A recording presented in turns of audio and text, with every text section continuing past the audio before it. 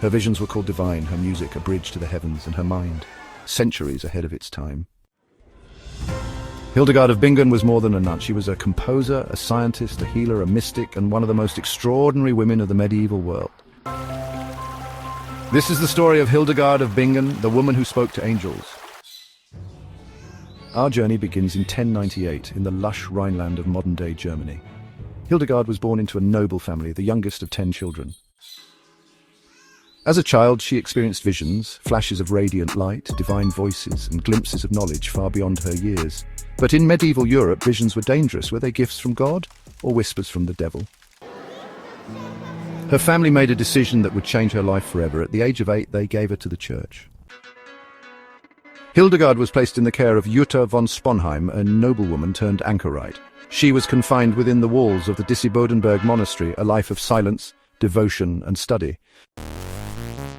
But Hildegard's mind was restless. She saw the universe differently. Her visions continued, growing stronger, more insistent.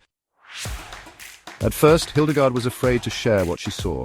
She questioned herself. Who was she, a mere woman, to claim divine knowledge?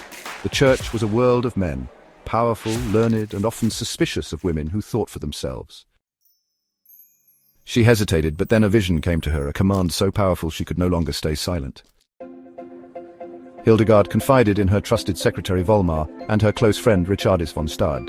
With their encouragement, she wrote down her visions in a book called Scivias, Know the Ways. Still, she needed the church's approval. She sent a letter to Bernard of Clairvaux, one of the most influential religious figures of the time.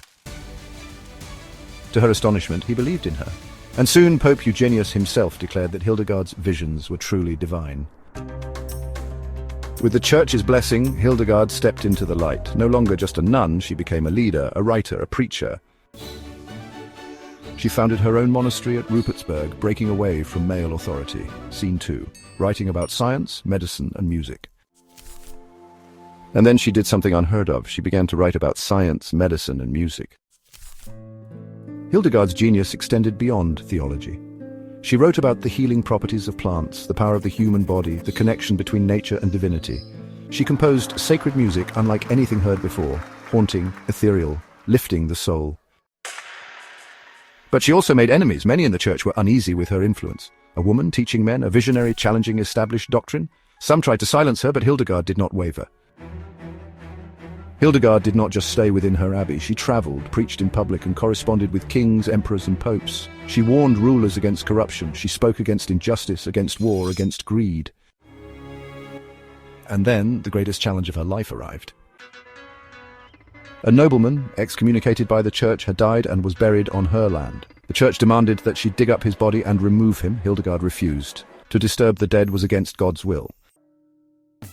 As punishment, her monastery was placed under interdict. No music, no sacraments, no communion. Her life's work silenced. Would she break? Would she bow to authority? No, Hildegard fought back. She wrote letter after letter, arguing her case with unwavering strength. Scene 2, victory. And in the end, she won. The church lifted the ban. Her music once again filled the halls of her monastery. Even as she aged, Hildegard never stopped. She continued writing, composing, and challenging the world around her. She had defied every expectation placed upon her. Centuries passed, but Hildegard was not forgotten. In modern times, she was rediscovered. Her music is now performed around the world. Her scientific writings are studied. And in 2012, she was officially named a Doctor of the Church, one of the highest honors in Catholicism.